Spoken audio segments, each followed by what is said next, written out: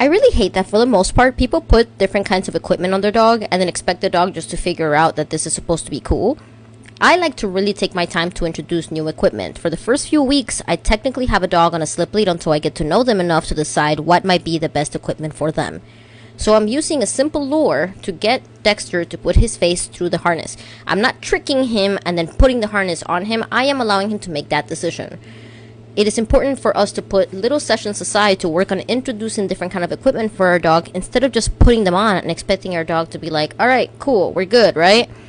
I am using a cue called wait, which is me putting a couple of treats on the ground to try to get him to sit still while I clip the harness. Some tries are better than others, I'm not gonna lie.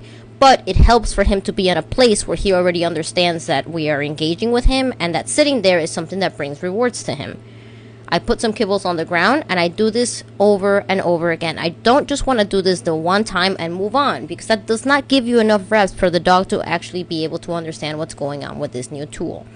Obviously, this is not a time that I know he needs to immediately go to the bathroom. We are doing this with either his breakfast or his dinner, and little by little he gets better at understanding what the expectation of him is while I fiddle around with the harness. Lately, I feel like people are simply just not patient to take the time to introduce these little things to our dogs, but it is imperative to how you build your relationship, your trust, and your dog's ability to be handled in different situations.